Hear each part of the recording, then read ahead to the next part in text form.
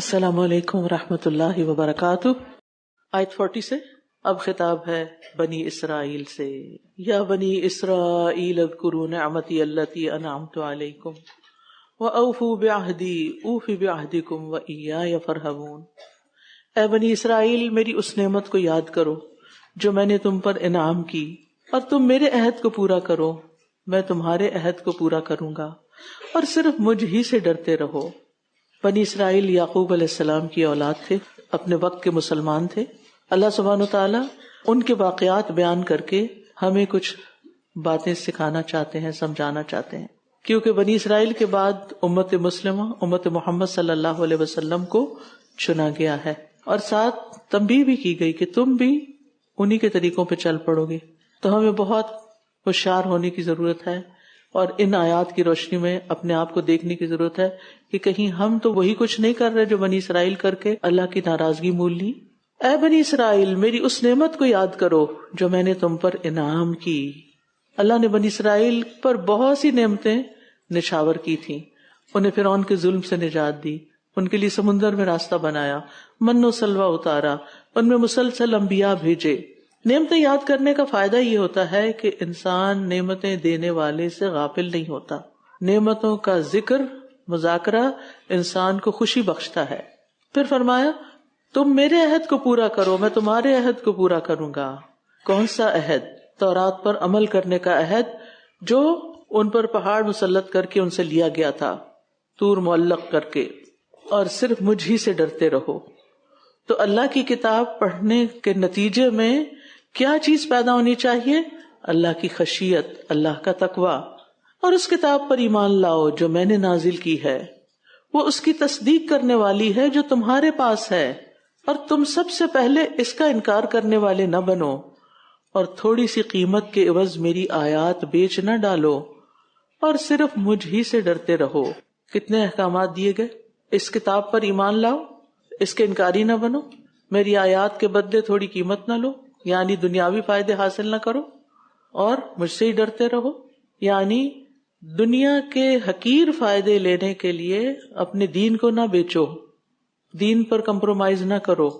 اور پھر یہ کہ لوگوں کے لیے دین کا انکار کر کے، قرآن کا انکار کر کے، دین کو چھوڑ کے، قرآن کو چھوڑ کے مسلمان ہوتے ہوئے ان کے لیے بری مثال نہ بنو، کیونکہ لوگ پھر تمہاری پیروی کریں گے، کیونکہ سب سے بڑا بوجھ اس شخص پر ہوتا ہے جو لوگوں کے لیے گمراہی کا امام بن جاتا ہے، دین کو جانتے ہوئے دین کو چھوڑ کر ایک بری مثال بنتا ہے۔ اس پر اپنا گناہ بھی ہوتا ہے، اور اس کو دیکھ کے جتنے بھٹکتے ہیں ان سب کا گناہ بھی ہوتا ہے۔ وَلَا تَلْبِسُوا الْحَقَّ بِالْبَاطِلِ، اور کیا نہ کرو، حق کو باطل کے ساتھ خلط ملط نہ کرو، وَتَكْتُمُوا الْحَقَّ، اور نہ ہی حق کو چھپاؤ، وَأَنْتُمْ تَعْلَمُونَ، جبکہ تم جانتے ہو۔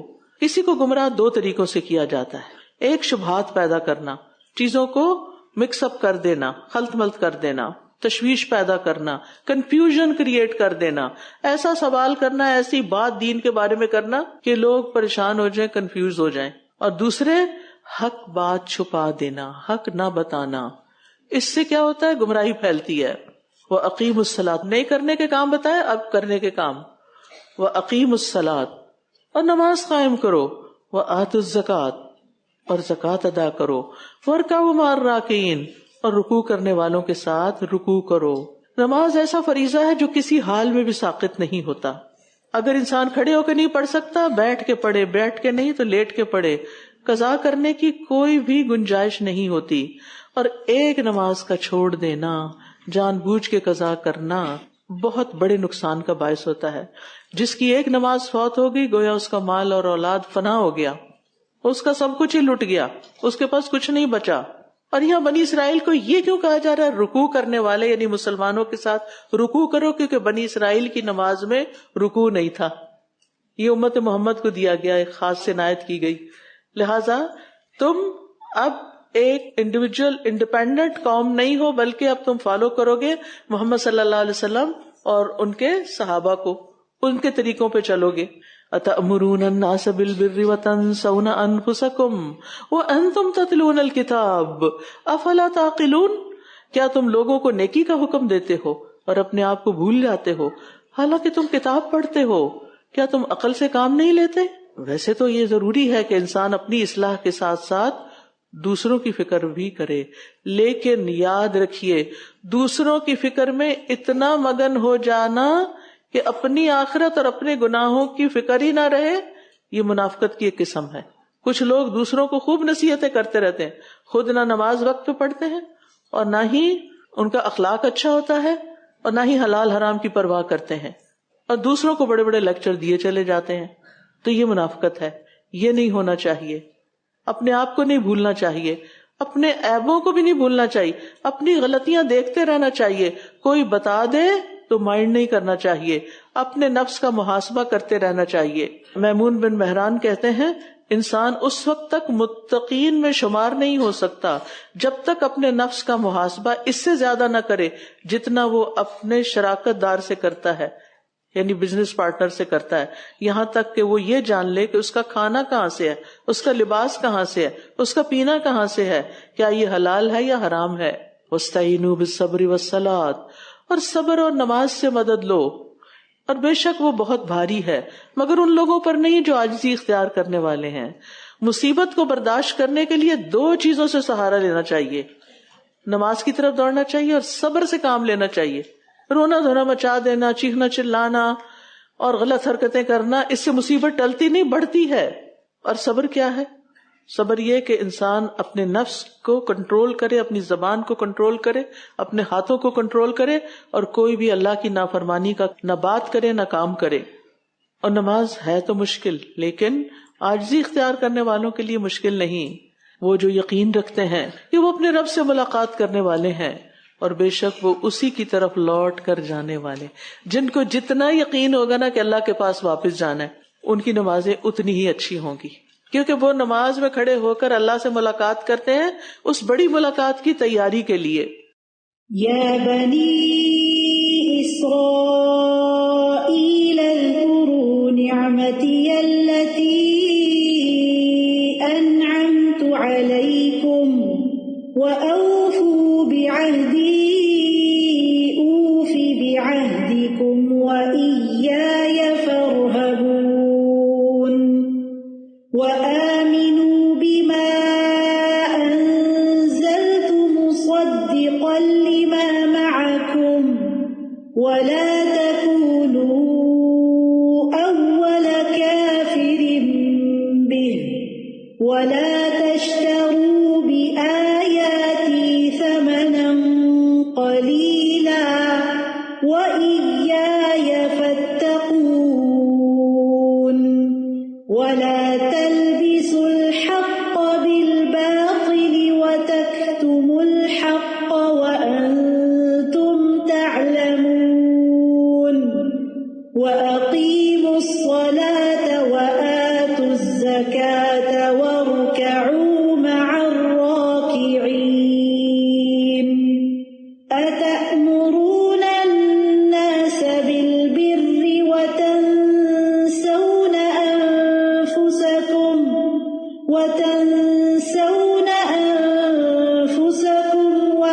وأنتم تتلون الكتاب أفلا تعقلون واستعينوا بالصبر والصلاة وإنها لكبيرة إلا على الخاشعين الذين يظنون أنهم ملاقو ربهم وأنهم إليه راجعون. پھر فرمایا یا بنی اسرائیل اذکروا نعمتی التی انعمت علیکم وانی فضلتکم علی العالمین. اے بنی اسرائیل میری اس نعمت کو یاد کرو جو میں نے تم پر انعام کی تھی اور بلا شبہ میں نے تمہیں تمام جہانوں پر فضیلت بخشی تھی. جب بنی اسرائیل ایمان لائے اور انہوں نے تقوی اختیار کیا تو اللہ نے انہیں فضیلت عطا کی، اور جب انہوں نے روگردانی کی تو فضیلت چھن گئی. انسان کی عزت اللہ کی اطاعت میں ہے. جب انسان نافرمانی کرتا ہے نا، ساری مخلوق اس پہ لعنت کرتی ہے. اللہ سبحانہ و تعالی ان کو ذمہ داری کا احساس دلا رہے ہیں. وَاتَّقُوا يَوْمًا لَا تَجْزِي نَفْسٌ عَن نَفْسٍ شَيْئًا، اور ڈرو اس دن سے جب کوئی شخص کسی کے کچھ کام نہ آئے گا، اور نہ اس سے کوئی سفارش قبول کی جائے گی، اور نہ اس سے کوئی معاوضہ لیا جائے گا، اور نہ ہی وہ مدد کیے جائیں گے۔ سبحان اللہ، نجات صرف اطاعت میں ہے، نجات اطاعت میں ہے۔ اگر نافرمانیاں کرتے ہوئے دنیا سے گئے، نہ سفارش قبول ہوگی، نہ فدیہ لیا جائے گا، اور نہ ہی کسی قسم کی کوئی مدد ملے گی۔ تو کیا کرنا ہے پھر آخرت کے عذاب سے بچنے کے لیے؟ اللہ کے بندے بن جانا ہے، اطاعت کرنا ہے۔ اور بنی اسرائیل کو کچھ نعمتیں یاد کروائی جائیں گی۔ وَإِذْ نَجَّيْنَاكُمْ مِنْ آلِ فِرْعَوْنَ، اور یاد کرو جب ہم نے تمہیں آل فرعون سے نجات دی، وہ تمہیں سخت عذاب دیتے تھے، وہ تمہارے بیٹوں کو ذبح کر ڈالتے اور تمہاری عورتوں کو زندہ چھوڑ دیتے تھے، اور اس میں تمہارے رب کی طرف سے بہت بڑی آزمائش تھی۔ انسان کو جو بھی حالات پیش آتے ہیں وہ دراصل اس کا امتحان ہوتے ہیں۔ اچھے دن نعمتیں بھی امتحان ہیں، اور تکلیف اور ایسے دن جس میں تکلیف ہوتی ہے وہ بھی امتحان ہوتے ہیں۔ تو کبھی بلا کا امتحان ہوتا ہے، صبر کا امتحان ہوتا ہے، اور کبھی شکر کا بھی امتحان ہوتا ہے۔ یہاں بتایا ہی جا رہا ہے کہ حالات جیسے بھی ہوں ان کے پیچھے کوئی نہ کوئی حکمت ہوتی ہے، اور کوئی نہ کوئی آزمائش بھی چھپی ہوتی ہے کہ اب یہ بندہ کرتا ہے کیا۔ زندگی ساری ہی جو ایک امتحان ہے۔ اور جب ہم نے تمہارے لیے سمندر کو پھاڑ دیا، فرعون سے نجات دینے کے لیے سمندر کو خشک کر کے رستہ بنا دیا، پھر ہم نے تمہیں نجات دی، بنی اسرائیل کو سمندر پار کرا دیا، اور اسی سمندر میں اسی راستے پر آل فرعون کو جو زیادہ طاقتور تھے غرق کر دیا، جبکہ تم دیکھ رہے تھے۔ یہ واقعہ تمہاری آنکھوں نے دیکھا۔ دشمن کو سامنے کیوں ہلاک کیا؟ تاکہ یقین آ جائے واقعی دشمن ختم ہو چکا ہے، تاکہ تمہارا ایمان مضبوط ہو کہ اللہ نے تم پر احسان کیا ہے۔ اور ایک بہت بڑا سبق یہ کہ مشکل حالات سے کبھی مایوس نہ ہو۔ جب کسی ظالم کی سرکشی بڑھ جاتی ہے نا تو اس کے خاتمے کا وقت قریب آ جاتا ہے۔ اور جب ہم نے موسیٰ سے 40 راتوں کا وعدہ لیا، پھر اس کے جانے کے بعد تم نے بچڑے کو معبود بنا لیا اور تم ظلم کر رہے تھے۔ یہاں اللہ تعالیٰ نے شرک کو ظلم قرار دیا ہے، اور ظلم ہوتا ہے کسی کا حق چھین کر کسی اور کو دے دینا۔ عبادت اللہ کا حق تھا جسے انہوں نے ایک بے جان مورتی کو دے دیا۔ ایک قوم جو تھی وہ بت پوج رہی تھی، کہا ہمارے لیے بھی بت بنا دو، اور یہ ان کی عقل اور ان کے عہد جو اللہ سے کیے ہوئے تھے ان پر سب سے بڑا ظلم تھا۔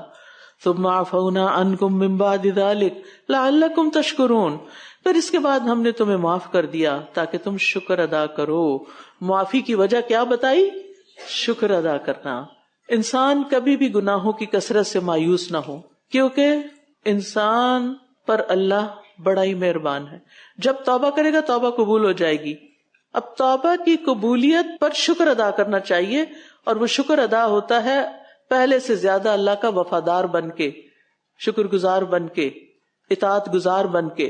حدیث میں آتا ہے اگر تم اتنے گناہ کرو کہ تمہارے گناہ آسمان تک پہنچ جائیں، پھر تم توبہ کرو تو اللہ تم پر مہربان ہوگا۔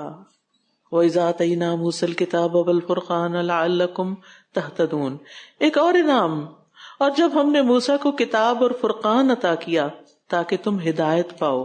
کتاب اور فرقان دینے کا اصل مقصد کیا تھا کہ بنی اسرائیل ادھر ادھر بھٹکنے کی بجائے اس کتاب کے مطابق زندگی گزارتے ہوئے سیدھے رستے پر چلیں، اور اپنی زندگی کے ہر معاملے میں اللہ کی مرضی جان سکے کہ اللہ کیا چاہتا ہے ہم سے، جس نے ہمیں پیدا کیا اور جس نے یہ کتاب بھیجی۔ یاد رکھیے وحی الہی، کتاب الہی کو تھامنا ہی ہدایت کا ذریعہ ہوتا ہے، اور جو ان دو چیزوں کو چھوڑ دے، کتاب و سنت کو، وہ پھر ہدایت کے رستے پہ قائم نہیں رہ سکتا، وہ گمراہی کی طرف نکل سکتا ہے۔ پھر فرمایا وَإِذْ قَالَ مُوسَىٰ لِقَوْمِهِ، اور جب موسیٰ نے اپنی قوم سے کہا اے میری قوم، بے شک تم نے بچڑے کو معبود بنا کر اپنی جانوں پر ظلم کیا۔ جب سامری نے بچڑا بنا کر دیا تھا بنی اسرائیل کو موسیٰ علیہ السلام کے طور پہ جانے کے بعد، لہٰذا تم اپنے پیدا کرنے والے کے حضور توبہ کرو اور اپنے مجرموں کو قتل کر ڈالو، یہ تمہارے لیے تمہارے پیدا کرنے والے کے نزدیک بہتر ہے، پھر وہ تم پر مہربان ہو گیا، بے شک وہ بہت توبہ قبول کرنے والا، نہایت رحم کرنے والا ہے۔ یاد رکھیے شرک کرنے والا اپنی ہی جان پر ظلم کرتا ہے، اور باقی ظلم بھی۔ ہم سمجھتے ہیں ہم دوسرے کو مزہ چکھا رہے ہیں، کچھ لوگ ظلم اس لیے کرتے ہیں نا، وہ کہتے ہیں ہم دوسرے کو مزہ چکھا رہے ہیں، لیکن دراصل وہ کیا کر رہے ہوتے ہیں؟ خود پہ ظلم کر رہے ہوتے ہیں۔ جو کسی کو اللہ کا شریک ٹھہراتا ہے وہ کسی کا کچھ نہیں بگاڑتا، وہ اللہ کا بھی کچھ نہیں بگاڑ سکتا، اپنی جان پہ ظلم کرتا ہے، اور جو کسی کے ساتھ ناانصافی کرتا ہے وہ اپنی جان پہ ظلم کرتا ہے۔ اب یہاں ہم دیکھتے ہیں اس آیت میں کہ بنی اسرائیل کی توبہ کی ایک اور شرط رکھی گئی تھی، اور وہ کیا تھا؟ اپنے لوگوں کو قتل کرو، یعنی جنہوں نے بچڑا بنایا ان کو کون قتل کرے؟ جنہوں نے بچڑے کی پرستش نہیں کی۔ توبہ کی عام طور پر 3 بڑی شرائط ہوتی ہیں: گناہ پہ شرمندہ ہونا، گناہ کو برا سمجھ کے چھوڑ دینا، پلٹ آنا، اور آئندہ گناہ نہ کرنا۔ بنی اسرائیل کے لیے ایک ایکسٹرا شرط تھی، اور وہ معافی کے لیے شرط کیا تھی کہ تم ان کو قتل کرو۔ اللہ نے ہم پر کتنی مہربانی کی کہ ہم پر کوئی ایسی شرط نہیں رکھی۔ وَإِذْ قُلْتُمْ يَا مُوسَىٰ، اور جب تم نے کہا اے موسیٰ، ہم جب تک اللہ کو سامنے نہ دیکھ لیں ہرگز تمہارا یقین نہ کریں گے۔ تو تمہیں بجلی کی کڑک نے آ پکڑا اور تم دیکھ رہے تھے۔ دیکھیے بے سوچے سمجھے بولنے کا انجام کیا ہوتا ہے، فضول قسم کی باتوں کا انجام کیا ہوتا ہے، ایسے مطالبات کرنے کا انجام کیا ہوتا ہے۔ اللہ کے ساتھ مذاق کر رہے تھے، اللہ کو تم نے اپنے جیسا سمجھا ہوا ہے کہ آپ اس کو کہیں کہ بس دکھا دیں ہمیں کہ اللہ تعالیٰ کو معمولی چیز ہے۔ تمہاری جرت کیسے ہوئی؟ انسان کو ہمیشہ سوچ سمجھ کے مطالبے کرنے چاہیے۔ اسی طرح انسانوں کے ساتھ بھی معاملہ کرتے ہوئے کسی سے وہ چیز نہ مانگے جو وہ تمہیں دے نہیں سکتا، پھر کیا ہوگا؟ خود ہی کو شرمندگی ہوگی اور دوسرا بھی پریشان ہوگا۔ تو یاد رکھے بعض الفاظ ہلاکت کھینچ لاتے ہیں، زبان کی بعض کاٹ ایسی ہوتی ہے جو عذاب لے آتی ہے، تو غیب سے پردہ ہٹانے کے مطالبے نے ان کو ہلاکت میں ڈال دیا۔ ثم بعثناکم من بعد موتکم، پھر ہم نے تمہاری موت کے بعد تمہیں زندہ کر کے اٹھا دیا۔ کیوں؟ لعلکم تشکرون، تاکہ تم شکر ادا کرو۔ اللہ نے انہیں اپنی قدرت کا نمونہ دکھایا کہ جو رب مار سکتا ہے وہ تمہیں دوبارہ زندہ بھی کر سکتا ہے۔ دوبارہ زندگی کس لیے دی؟ کہ تم اپنی آنکھوں سے اللہ کی قدرت دیکھو اور اس پکڑ کو بھی دیکھو جو تم پر آئی۔ اب تم سچے دل سے توبہ کرو، شکر گزار بن جاؤ اور اپنی ضد چھوڑ دو۔ تو شکر کرنے والے کو 5 چیزوں کا خیال کرنا چاہیے: اللہ کے لیے عاجزی اختیار کرنا، اللہ سے محبت کرنا، اس کی نعمتوں کو اکنالج کرنا، اعتراف کرنا، اس کی تعریف کرنا یعنی اللہ تعالیٰ کی اس نعمت پر الحمدللہ کہنا، اور اس کو ایسی جگہ استعمال کرنا جہاں اللہ تعالیٰ پسند کرے، اور اس جگہ استعمال نہیں کرنا جو اللہ تعالیٰ کو پسند نہ آئے۔ حرام میں استعمال نہیں کرنا، ظلم میں استعمال نہیں کرنا۔ وَظَلَّلْنَا عَلَيْكُمُ الْغَمَامَ، اور ہم نے تم پر بادلوں کا سایہ کیا۔ ایک اور نعمت کا ذکر کیا جا رہا ہے، اور تم پر من و سلوہ اتارا۔ کھاؤ ان پاکیزہ چیزوں میں سے جو ہم نے تمہیں عطا کی ہیں، اور انہوں نے ہم پر ظلم نہیں کیا بلکہ وہ اپنی ہی جانوں پر ظلم کر رہے تھے۔ صحرا میں بنی اسرائیل کے پاس نہ کھانے کا انتظام تھا، نہ کوئی گھر تھا، دھوپ تھی اور بھوک تھی۔ اللہ نے کیسا انتظام کیا، کیسی ضرورتیں پوری کی؟ ان پر بادلوں کا سایہ رکھا، وہ جہاں جاتے بادل ساتھ جاتے، اور دوسری طرف کھانا نہیں تھا، کچھ اس صحرا میں اگا ہوا نہیں تھا۔ اللہ نے آسمان سے وَأَنزَلْنَا عَلَيْكُمُ الْمَنَّ وَالسَّلْوَىٰ، من اور سلوہ بھیجا، ایک میٹھا ایک نمکین۔ کیوں؟ تاکہ تم شکر گزار بنے۔ فرمایا کھاؤ جو ہم نے تمہیں رزق دیا ہے، لیکن انہوں نے شکر ادا نہیں کیا تو ہم پر ظلم نہیں کیا، اپنی جانوں پہ کیا۔ اور جب ہم نے کہا اس بستی میں داخل ہو جاؤ اور اس میں جہاں سے چاہو خوب کھاؤ، دیکھیں بار بار کھانے کی بات آ رہی ہے، اللہ تعالیٰ کھانے سے منع نہیں کرتا، لیکن کھا کر کیا کرو؟ اللہ کا شکر ادا کرو۔ رب کا شکر ادا کر بھائی جس نے ہماری گائے بنائی۔ دودھ پیتے جاتے ہیں اور شکر ادا کرنا بھول جاتے ہیں، یہ نہیں ہونا چاہیے۔ اور جب ہم نے کہا اس بستی میں داخل ہو جاؤ اور اس میں جہاں سے چاہو خوب کھاؤ، اور دروازے سے سجدہ کرتے ہوئے داخل ہونا، یہ ہے شکر کا عملی اظہار۔ اور حتتن بخش دے، یہ کہتے جانا یعنی توبہ کرتے ہوئے جانا، تو ہم تمہاری خطائیں معاف کر دیں گے اور ہم نیکی کرنے والوں کو اور زیادہ دیں گے، شکر گزاروں کو، محسنین کو زیادہ دیں گے۔ اس سے پتہ چلتا ہے کہ شکر گزاری میں ایک جسچر عاجزی بھی ہے، نعمت پا کے تکبر نہیں، عاجزی۔ اور پھر جب انسان محسن بنتا ہے، دوسروں پر احسان کرتا ہے، تو اللہ سبحانہ و تعالی احسان کے بدلے میں اور زیادہ دیتا ہے۔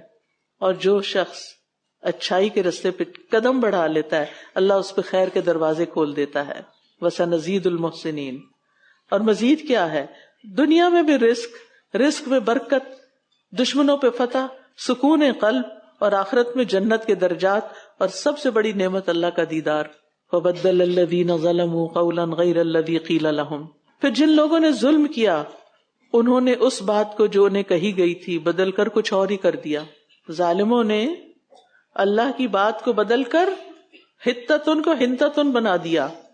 تو جن لوگوں نے ظلم کیا تھا ہم نے ان پر آسمان سے عذاب نازل کیا کیونکہ وہ نافرمانی کرتے تھے. یاد رکھیے اپنی خواہشات پوری کرنے کے لیے اللہ تعالیٰ کے احکامات کو بدل دینا اللہ کے غضب کو نازل کرتا ہے، اللہ کے غضب کا سبب بنتا ہے، کیونکہ وہ توبہ تو کرنا ہی نہیں چاہتے تھے. اللہ تعالیٰ کے حکم اور موسیٰ علیہ السلام کی بات کا مذاق اڑا رہے تھے کہ ہمیں معافی نہیں چاہیے، پیٹ بھرنے کے لیے اناج چاہیے. آج بھی آپ دیکھیں کئی لوگ ایسے ہوتے ہیں کہ ان کے سامنے جب اللہ کا ذکر کیا جائے نا وہ کہتے تمہارے وقت اللہ اللہ کرتے رہے اور لوگوں کو اللہ اللہ کی نہیں ضرورت ہے، درسوں کی لیکچروں کی نہیں ضرورت، انہیں کھانے کے لیے کچھ چاہیے. کیا ان کو صرف کھانا چاہیے یا کوئی روحانی غذا بھی چاہیے؟ ان کو اللہ سے تعلق بھی چاہیے یا صرف دنیا کے اسباب پر بھروسہ چاہیے؟ تو کبھی بھی جہاں اللہ کا ذکر کیا جائے وہاں اس کو کاٹ کے کچھ اور باتیں نہیں کرنی چاہیے. تو دین کے احکامات کو اپنی طرف سے تبدیل نہیں کرنا، ان کا مذاق نہیں اڑانا، یہ سب اللہ کو ناراض کرنے والی باتیں. اور جس سے رب ناراض ہو جو اس کے لیے کچھ بچے گا پھر. یا بنی اسرائیل اذکروا نعمتی التي انعمت علیکم وانی فضلتکم علی العالمین واتقوا یوما لا تجزی نفس عن نفس شیئا ولا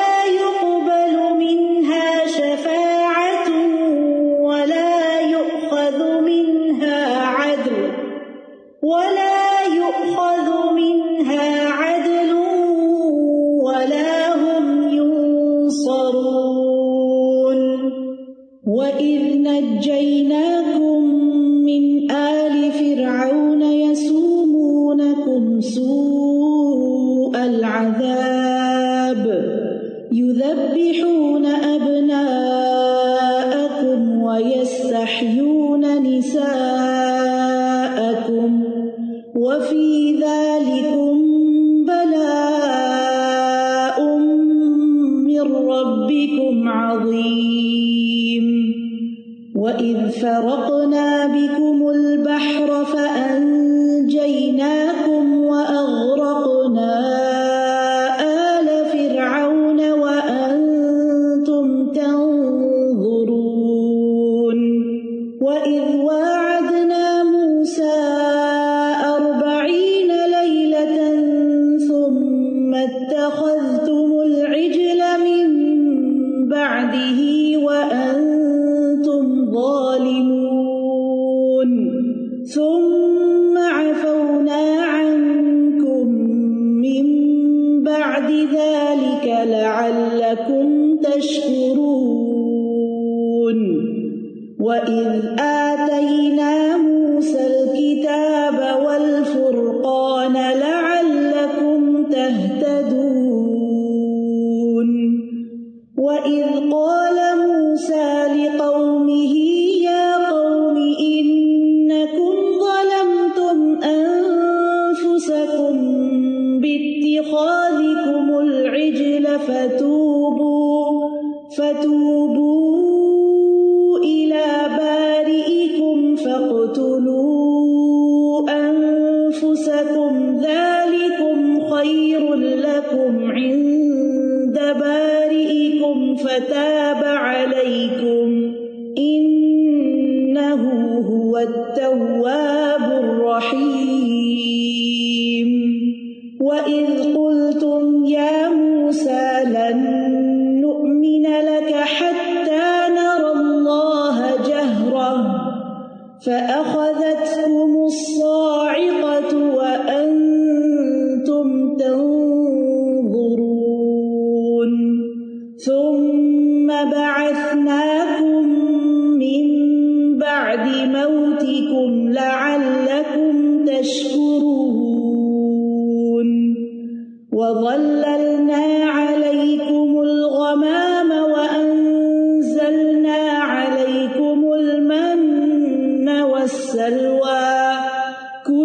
من طيبات ما رزقناكم وما ظلمونا ولكن كانوا أنفسهم يظلمون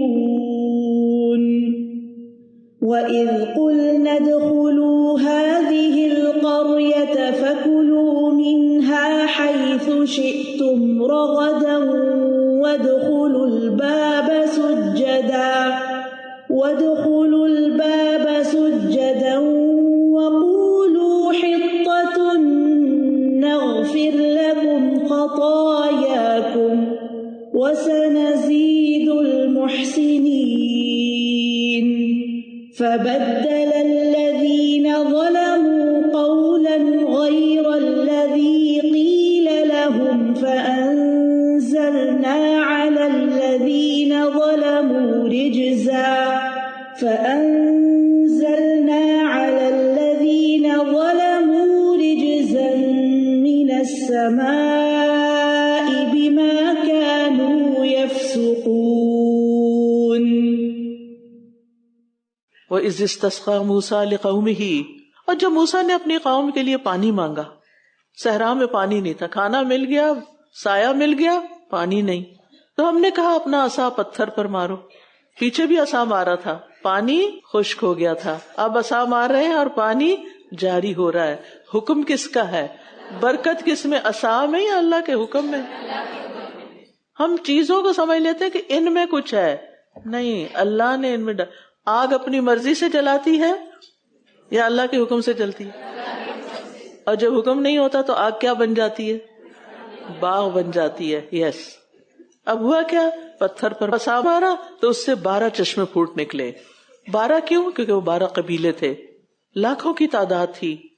ان 12 جگہوں پر آرگنائزڈ وے میں سکون سے پانی پیتے تھے، اپنی ضرورت پوری کرتے تھے، نہاتے دھوتے ہوں گے اور باقی کام جو پانی سے لیے جاتے ہیں. سب لوگوں نے اپنا اپنا گھاٹ معلوم کر لیا. حکم ہوا اللہ کے رزق میں سے کھاؤ. پھر کھانے کی بات، کھاؤ. لوگ سمجھتے ہیں نہ کھانا دینداری ہے. اللہ تعالیٰ کھانے کی بات کرتے ہیں، کھانا منع نہیں ہے.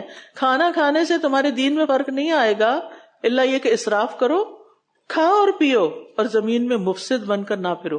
یعنی اللہ کی نعمت ہے تو استعمال کرو لیکن فساد نہ کرو. یہ نہیں کہ کھا پی کے تو لوگوں کی غیبتیں اور لوگوں کا مذاق اڑانا اور لوگوں کو حقیر جاننا اور اللہ کی نافرمانیوں کے کام کرنا. کیونکہ عام طور پر معاشرے کے اندر فساد کون کرتا ہے؟ کھاتے پیتے لوگ. فارغ ہو جاتے ہیں نا، سب کچھ ہے، فکر نہیں دنیا کی زیادہ، لہذا اب وہ غلط کاموں کی طرف چل پڑتے ہیں. ڈرنکنگ یا بہت غریب طبقے میں ہوگی یا بہت اوپر کے طبقے میں ہوگی. زنا، وومنائزیشن اور بھی حرام کام زیادہ تر وہاں دیکھے جائیں گے جہاں زیادہ دنیا مل گئی ہے. تو اس لیے جب اللہ زیادہ دے تو زیادہ فرما بردار بنے، نہ کہ مفسد بنے. اس آیت سے بھی پتہ چلتا ہے کہ اللہ تعالیٰ معجزات بھی دکھاتا ہے. مٹی سے اناج پیدا کر سکتا ہے اور اوپر سے بھی رزق اتار سکتا ہے، پتھر سے پانی نکال سکتا ہے. یہ سب کچھ دیکھ کر اگر کوئی قوم نافرمانی کرتی ہے تو وہ کتنے خسارے میں ہے. وَإِذْ قُلْتُمْ يَا مُوسَىٰ لَن نَّصْبِرَ عَلَىٰ طَعَامٍ وَاحِدٍ، اور جب تم نے کہا اے موسیٰ ہم ایک ہی کھانے پہ ہرگز صبر نہیں کر سکتے، ہم روز من و سلوا نہیں کھا سکتے، لہٰذا ہمارے لیے اپنے رب سے دعا کرو کہ جو کچھ زمین اپنی ترکاری، ککڑی، گندم، مسور اور پیاز میں سے اگاتی ہے وہ ہمارے لیے نکالے. اس نے کہا کیا تم بہتر چیز چھوڑ کر اس کے بدلے کمتر چیز لینا چاہتے ہو؟ کسی شہر میں چلے جاؤ، جو تم نے مانگا ہے وہ تمہارے لیے موجود ہوگا. اور ان پر ذلت اور محتاجی دے ماری گئی اور وہ اللہ کے غضب کے ساتھ پلٹے. کیوں؟ یہ اس وجہ سے ہوا کہ وہ اللہ کی آیات کا انکار کرتے تھے. یعنی بنی اسرائیل کو ذلت اور رسوائی، مصیبت اور عذاب کیوں اٹھانا پڑا؟ اللہ کی نافرمانی کی وجہ سے. اور نبیوں کو ناحق قتل کر دیتے تھے.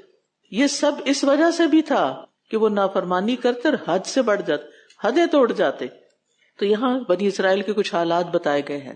اللہ سبحانہ وتعالیٰ نے ان کو صحرا میں اگانے، پکانے اور سب چیزوں سے آزاد کر کے من و سلوا دے دیا. تو کہنے لگے نہیں ہم بور ہو گئے ہیں، ہر روز یہ نہیں کھا سکتے. تو اللہ تعالیٰ نے کہا ٹھیک ہے پھر اگر مزے مزے کی چیزیں کھانی، جاؤ محنت کرو، کام کرو، محنت مزدوری کرو، کچھ کماؤ، کھیتی باڑی کرو. اور یہ صحرا کی میزبانی اب ختم. بعض اوقات انسان کے پاس لمیٹڈ ریسورسز ہوتے ہیں اور اس کے ساتھ وہ دین کا بھی کچھ کام کر رہا ہوتا ہے. وہ کہتے ہیں یہ اتنی تھوڑی سے پر نہیں گزارا ہوتا, یہ سارا وقت پڑھنے پڑھانے سے تو چھوٹی سی سیلری ملتی ہے, مزے مزے کے کھانے نہیں کھا سکتے, قیمتی لباس نہیں پہن سکتے, نئے نئے برانڈز نہیں پہن سکتے, چلو پھر ایک اور جاب کروں. اور پھر کیا ہوتا ہے, ایسی جگہ جا کے جاب کرتے ہیں جہاں ایمان بھی فتنے میں پڑ جاتا ہے. اور پھر کیا ہوتا ہے, نہ دین رہتا نہ دنیا رہتی ہے, ملتا وہی ہے جو اللہ نے قسمت میں لکھا ہوا ہے. اور پھر آپ دیکھیے کہ اللہ بعض قوموں سے کچھ کام لینا چاہتا ہے, بعض افراد سے کچھ کام لیتا ہے, ان کو مشقت والی زندگی دیتا ہے. وہ مشقت ان کے مسل مضبوط کرتی ہے, ان کا اسٹیمنا ان کے اندر پیدا ہوتا ہے, وہ بڑے کاموں کے لیے تیار ہوتے ہیں. انبیاء علیہ السلام سے بکریاں کیوں چروائی گئیں؟ ان سے کوئی کام لینا تھا. اگر آپ کی زندگی میں کوئی مشکل ہے, اللہ آپ کو مضبوط کر رہا ہے, اللہ نے آپ سے کوئی کام لینا ہے. لہذا طرح طرح کے کھانوں کی فکر میں اپنے کام نہ چھوڑیں. وَإِذِ اسْتَسْقَىٰ مُوسَىٰ لِقَوْمِهِ فَقُلْنَا اضْرِب بِّعَصَاكَ الْحَجَرَ فَانفَجَرَتْ مِنْهُ 12 عَيْنًا قَدْ عَلِمَ كُلُّ أُنَاسٍ مَّشْرَبَهُمْ كُلُوا وَاشْرَبُوا مِن رِّزْقِ اللَّهِ وَلَا تَعْثَوْا فِي الْأَرْضِ مُفْسِدِينَ. وَإِذْ قُلْتُمْ يَا مُوسَىٰ لَن نَّصْبِرَ عَلَىٰ طَعَامٍ وَاحِدٍ فَادْعُ لَنَا رَبَّكَ يُخْرِجْ لَنَا مِمَّا تُنبِتُ الْأَرْضُ مِن بَقْلِهَا وَقِثَّائِهَا وَفُومِهَا وَعَدَسِهَا وَبَصَلِهَا قَالَ أَتَسْتَبْدِلُونَ الَّذِي هُوَ أَدْنَىٰ بِالَّذِي هُوَ خَيْرٌ اهْبِطُوا مِصْرًا فَإِنَّ لَكُم مَّا سَأَلْتُمْ وَضُرِبَتْ عَلَيْهِمُ الذِّلَّةُ وَالْمَسْكَنَةُ وَبَاءُوا بِغَضَبٍ مِّنَ اللَّهِ ذَلِكَ بِأَنَّهُمْ كَانُوا يَكْفُرُونَ بِآيَاتِ اللَّهِ وَيَقْتُلُونَ النَّبِيِّينَ بِغَيْرِ الْحَقِّ ذَلِكَ بِمَا عَصَوا وَكَانُوا يَعْتَدُونَ. ان الذین آمنوا والذین ہادوا والنصارى, بے شک جو لوگ ایمان لائے اور جو یہودی بن گئے اور عیسائی اور سابی, جو بھی اللہ اور یوم آخرت پر ایمان لائے اور نیک عمل کرے, تو ایسے لوگوں کے لیے ان کا اجر ان کے رب کے پاس ہے, ان پر نہ کوئی خوف ہوگا اور نہ وہ غمگین ہوں گے. یہاں نجات کا آفاقی اصول بتا دیا گیا ہے کہ جو بھی سچے دل سے ایمان لائے گا اور نیک عمل کرے گا, اللہ اس کا اجر ضائع نہیں کرے گا اور اس کو خوف اور غم سے نجات دے گا. کتنی خوبصورت بات ہے. وَإِذْ أَخَذْنَا مِيثَاقَكُمْ وَرَفَعْنَا فَوْقَكُمُ الطُّورَ, اور جب ہم نے تم سے پختہ عہد لیا اور کوہ طور کو تمہارے اوپر بلند کیا کہ جو ہم نے تمہیں دیا ہے اس کو مضبوطی سے پکڑ لو اور جو اس میں ہے اسے یاد رکھو تاکہ تم بچ جاؤ. قوت سے پکڑنے سے مراد کیا ہے؟ عمل کرنا, پوری کوشش سے محنت کر کے دین پر عمل کرنا, سستی اور غفلت نہ کرنا. پہاڑ کو زمین سے اکھاڑ کے ان کے سروں پہ چھت کی طرح معلق کیا گیا, پکڑو اس کتاب کو, عمل کرو اس کتاب پر, ورنہ یہ گرے گا تمہارے سروں پر. یعنی صرف کتاب پڑھ لینا کافی نہیں ہوتا, اس کو بار بار پڑھنے کی ضرورت ہوتی ہے, بار بار سمجھنے کی. تو اللہ تعالیٰ سمجھا رہے ہیں کہ دین کے معاملے میں سستی نہیں ہونی چاہیے, کبھی پڑھ لیا کبھی چھوڑ دیا. اس کو مضبوط پکڑنا کہ کبھی بھی نہیں چھوڑنا. جس چیز کو مضبوط پکڑتے ہیں اس کا کیا مطلب ہوتا ہے کہ کبھی چھوڑنی نہیں, اس پر عمل کرنا اور اس کو یاد رکھنا تاکہ تقویٰ پیدا ہو. مطلوب کیا ہے؟ اللہ کا ڈر دل میں آ جائے تاکہ فلاح پا جائیں.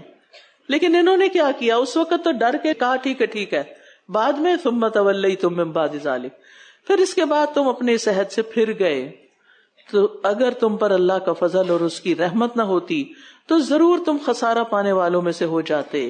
یعنی اللہ تعالیٰ نے فوراً سزا نہیں دی، توبہ کا موقع دیا، لیکن اس مہلت سے بھی وہی فائدہ اٹھاتے ہیں جن پہ اللہ کا فضل ہوتا ہے، جو اپنی اصلاح کرنا چاہتے ہیں. اللہ تعالیٰ ان کے لیے مواقع پیدا کر دیتا ہے، ان پہ اپنی رحمت نازل کرتا ہے. وَلَقَدْ عَلِمْتُمُ الَّذِينَ اعْتَدَوْا مِنْكُمْ فِي السَّبْتِ، اور تم نے ان لوگوں کو اچھی طرح جان لیا جو تم میں سے ہفتے کے دن کے بارے میں حد سے گزر گئے. تو ہم نے ان سے کہا کہ ذلیل بندر بن جاؤ، کیونکہ انہوں نے ہیلا سازی کی. بنی اسرائیل کو سیٹرڈے کے دن کام کرنے سے منع کیا گیا تھا. تو ایک قوم جو سمندر کے کنارے رہتی تھی، جن کا بزنس مچھلیاں پکڑنا تھا، ان کا پیشہ یہ تھا. مچھلیاں ہفتے ہی کے دن زیادہ آتی، اب ان کے لیے ٹیمپٹیشن ہوتی. اللہ نے منع کیا کہ ہفتے کے دن نہیں چاہیے، آزمائش تھی نا، امتحان تھا. اب انہوں نے کیا کیا، فرائیڈے کو جال لگاتے، سنڈے کو نکالتے اور کہتے ہیں سیٹرڈے ہم نے کوئی کام نہیں کیا، جبکہ اصل میں وہ کر ہی رہے ہوتے تھے. کیا اللہ کو دھوکہ دے رہے تھے؟ اللہ تو دھوکہ نہیں کھاتا. تو گناہ کو چالاکی کا نام دینا، سمارٹنیس کا نام دینا اور ہنر مندی سمجھنا اور اس طرح حرام کو حلال کرنا، یہ اللہ کے غضب کو دعوت دینے والی بات ہے. اور کبھی کبھی اللہ کا غضب کیسے آتا ہے کہ دنیا میں ہی سزا ملتی ہے، کونوا قردۃ خاسئین. پھر ہم نے اس واقعے کو اس دور کے لوگوں کے لیے اور اس کے بعد آنے والوں کے لیے ایک عبرت اور ڈرنے والوں کے لیے نصیحت بنا دیا. ہر متقی انسان ڈرتا ہے کہ کہیں اللہ کی نافرمانی کی وجہ سے میرے اوپر کوئی دنیا میں ہی عذاب نہ آ جائے. تو جس طرح اللہ تعالیٰ نیکی کرنے والوں پہ رحم فرماتا ہے، حدیں توڑنے والوں کو سخت سزا بھی دیتا ہے، بعض اوقات شکلیں تک مسخ کر دیتا ہے. وارننگ ہے یہاں. اور جب موسیٰ نے اپنی قوم سے کہا، وَإِذْ قَالَ مُوسَىٰ لِقَوْمِهِ، کیا کہا، بے شک اللہ تمہیں حکم دیتا ہے کہ تم ایک گائے ذبح کرو. وہ کہنے لگے، کیا تم ہم سے مذاق کرتے ہو؟ کہا، میں اس بات سے اللہ کی پناہ مانگتا ہوں کہ میں جاہلوں میں سے ہو جاؤں. مذاق اڑانا انبیاء اور نیک لوگوں کی صفت کے خلاف ہے. استہزاء اور مذاق عامی قسم کے لوگوں کا کام ہوتا ہے. انبیاء صرف مزاح کرتے تھے، مذاق نہیں اڑاتے تھے. نبی صلی اللہ علیہ وسلم بھی ایسا ہی کرتے تھے. تو اللہ کے حکم کے آگے سر تسلیم خم کر دینا چاہیے، نہ مذاق اڑانا چاہیے، نہ اعتراض کرنا چاہیے، اور نہ ہی اپنی عقل لڑانی چاہیے کہ یہ تو مجھے سمجھ نہیں آ رہی کہ کیا کہہ دیا گیا. اللہ کے ہر حکم، ہر فیصلے میں حکمت ہوتی ہے، اس کو جاننے کی کوشش کریں. اسی لیے کہا گیا اللہم آتنا الحکمہ، کیونکہ ومن یؤت الحکمۃ فقد اوتی خیرا کثیرا. انہوں نے کہا، اے موسیٰ اپنے رب سے ہمارے لیے دعا کرو، وہ ہمارے لیے واضح کر دے کہ وہ گائے کس طرح کی ہو. موسیٰ نے کہا، بے شک وہ فرماتا ہے کہ وہ گائے نہ تو بڑھیا ہو نہ بچیا، بلکہ ان دونوں کے درمیان کی ہو. تو کرو جس کا تم حکم دیے جا رہے ہو، زیادہ سوال نہ کرو، جو کہا جا رہا ہے کرو. باز نہیں آئے. قالوا ادع لنا ربک یبین لنا ما لونھا، انہوں نے کہا تم اپنے رب سے ہمارے لیے دعا کرو، وہ ہمارے لیے واضح کرے اس کا رنگ کیسا ہو. موسیٰ نے کہا، بے شک وہ فرماتا ہے کہ وہ گائے ایسے گہرے زرد رنگ کی ہو جو دیکھنے والوں کو خوش کر دے. خوبصورت گائے. اب انہوں نے چونکہ سوال کیا تو اب سختی ہو گئی، ان پر ریسٹرکشن ہو گئی. پہلے تو کوئی بھی گائے ذبح کر سکتے تھے، اب شرط لگ گئی. قالوا ادع لنا ربک یبین لنا ما ہی، انہوں نے کہا اپنے رب سے دعا کرو ہمارے لیے واضح کر دے کہ وہ کس طرح کی ہو، کیونکہ گائیں ہمیں ایک دوسرے سے مشابہ معلوم ہوتی ہیں، اور اگر اللہ نے چاہا تو ہم ضرور راہ پانے والے، ہمیں گائے مل جائے گی، ہم کر لیں گے. پھر جس کا دل اللہ کے حکم پر یقین رکھتا ہو نا، وہ سنتے ہی مان جاتا ہے، سمعنا واطعنا کہتا ہے، وہ زیادہ سوال نہیں کرتا، بحث نہیں کرتا. قال انه يقول انها بقرة لا ذلول تثير الارض، اس نے کہا وہ فرماتا ہے کہ وہ گائے نہ کام کرنے والی ہو کہ زمین میں ہل جوتتی ہو اور نہ کھیتی کو پانی پلاتی ہو، صحیح سلامت ہو، اس میں کوئی داغ نہ ہو. کہنے لگے اب تم ٹھیک بات لائے ہو، مشکل کھڑی کر کے کہا اب تم ٹھیک بات لائے. بس انہوں نے اسے ذبح کیا اور لگتا نہ تھا کہ وہ ایسا کریں گے، کیونکہ حد الوسع انہوں نے بہانے کیے، اب کوئی اور سوال باقی نہیں تھا کہ اب اس حکم سے بچ سکیں، لہذا اب انہیں کرنی ہی پڑی. ان الذين آمنوا والذين هادوا والنصارى والصابئين من آمن بالله واليوم الآخر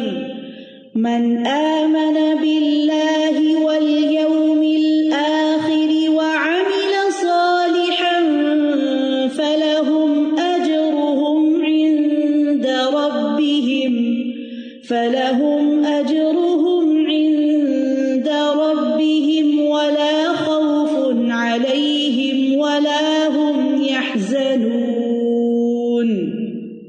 وَإِذْ أَخَذْنَا مِيثَاقَكُمْ وَرَفَعْنَا فَوْقَكُمُ الطُّورَ خُذُوا مَا آتَيْنَاكُمْ بِقُوَّةٍ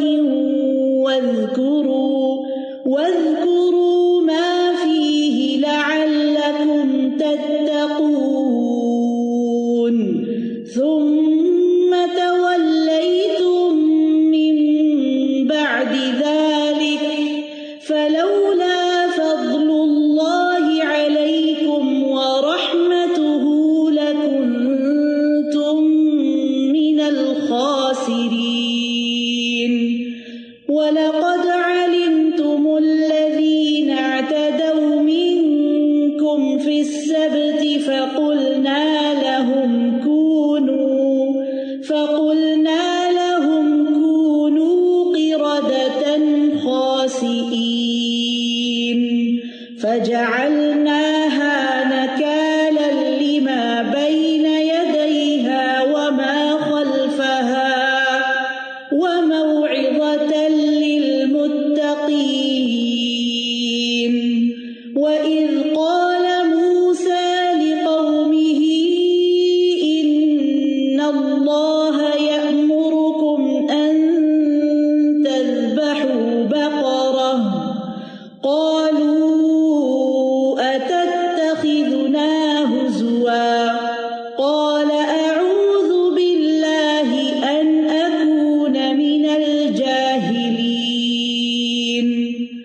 قَالُوا ادْعُ لَنَا رَبَّكَ يُبَيِّن لَّنَا مَا هِيَ قَالَ إِنَّهُ يَقُولُ إِنَّهَا بَقَرَةٌ لَّا فَارِضٌ وَلَا بِكْرٌ عَوَانٌ بَيْنَ ذَلِكَ فَافْعَلُوا مَا تُؤْمَرُونَ قَالُوا ادْعُ لَنَا رَبَّكَ يُبَيِّن لَّنَا مَا لَوْنُهَا قَالَ إِنَّهُ يَقُولُ إِنَّهَا بَقَرَةٌ صَفْرَاءُ فَاقِعٌ لَّوْنُهَا تَسُرُّ النَّاظِرِينَ قَالُوا ادْعُ لَنَا رَبَّكَ يُبَيِّن لَّنَا مَا هِيَ إِنَّ الْبَقَرَةَ شَابَهَ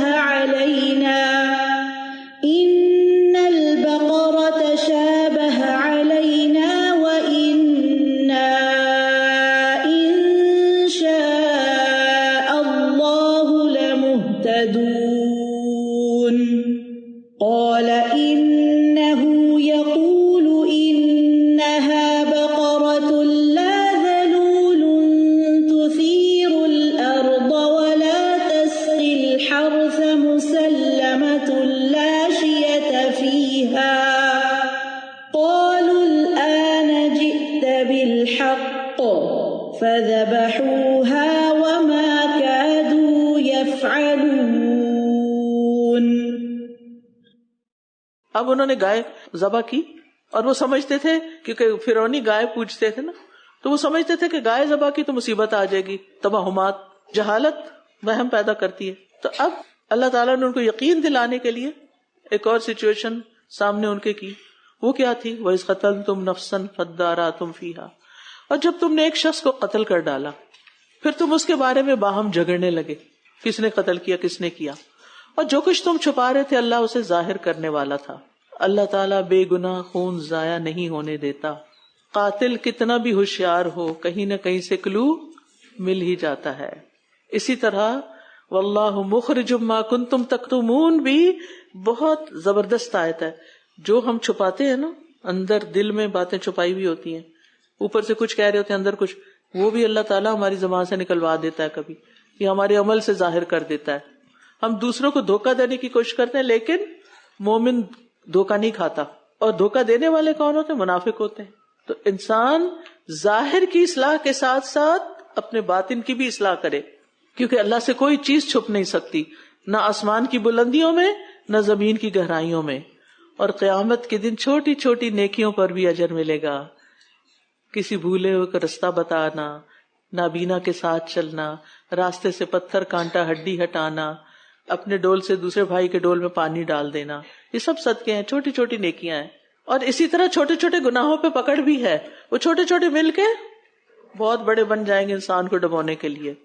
تو اس لیے انسان بس اللہ سے ڈرتا ہی رہے. فَقُلْنَا اضْرِبُوهُ بِبَعْضِهَا، پھر ہم نے کہا اس مقتول کو اس گائے کے بعض حصے سے ضرب لگاؤ.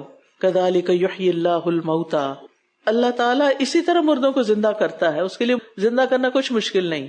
کیا کبھی ایسا ہوا کہ ذبح کیے ہوئے جانور کا ایک حصہ دوسرے پہ لگا وہ دوبارہ زندہ؟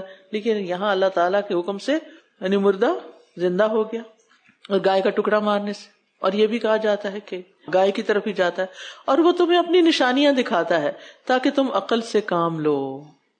یعنی اگر مردے کو صرف ایک تھوڑا سا ٹکڑا لگنے سے وہ زندہ ہو گیا تو قیامت کے دن اللہ تعالیٰ سارے انسانوں کو دوبارہ اٹھانے پہ بھی قادر ہے.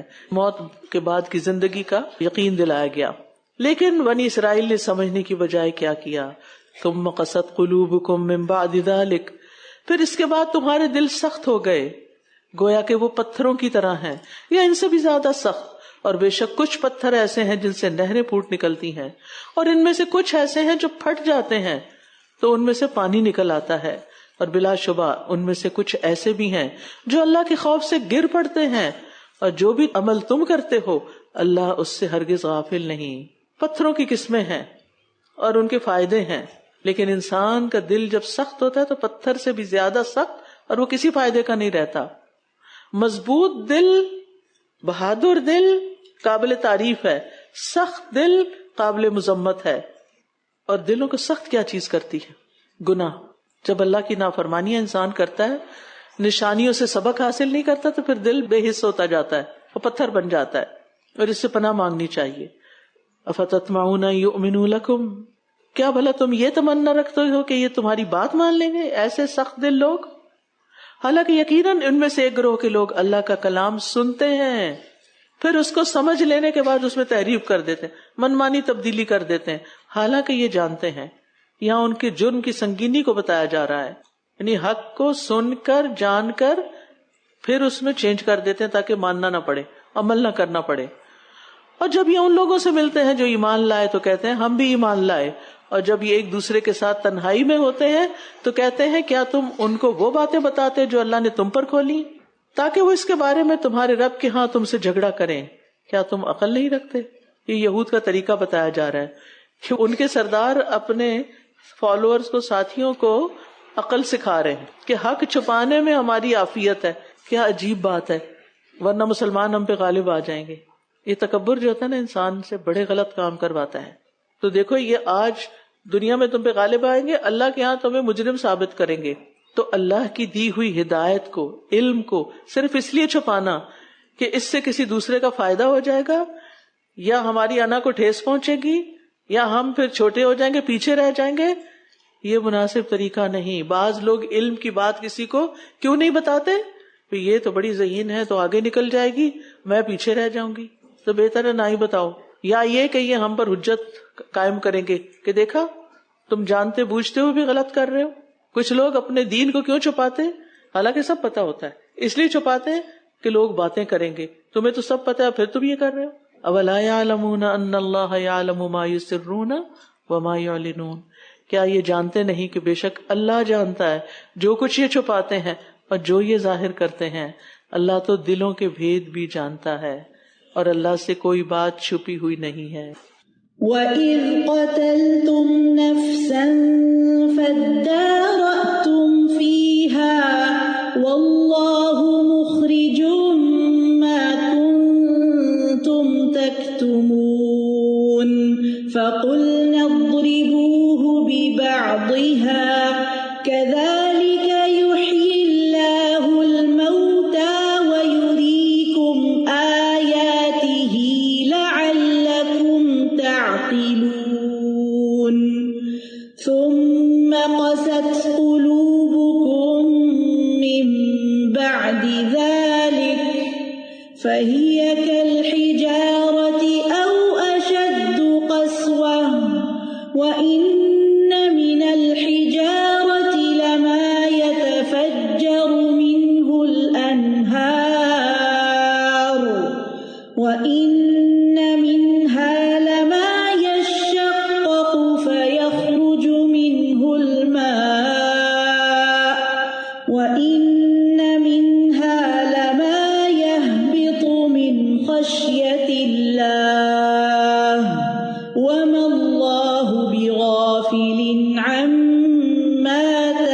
تَعْمَلُونَ أَفَتَطْمَعُونَ أَن يُؤْمِنُوا لَكُمْ وَقَدْ كَانَ فَرِيقٌ مِّنْهُمْ يَسْمَعُونَ كَلَامَ اللَّهِ ثُمَّ يُحَرِّفُونَهُ مِن بَعْدِ مَا عَقَلُوهُ وَهُمْ يَعْلَمُونَ وَإِذَا لَقُوا الَّذِينَ آمَنُوا قَالُوا آمَنَّا وَإِذَا خَلَا بَعْضُهُمْ إِلَى بَعْضٍ قَالُوا أتحدثونهم بما فتح الله عليكم ليحاجوكم به عند ربكم أفلا تعقلون أولا يعلمون أن الله يعلم ما يسرون وما يعلنون سبحانك اللهم وبحمدك اشهد ان لا اله الا انت استغفرك واتوب اليك. السلام علیکم ورحمۃ اللہ وبرکاتہ.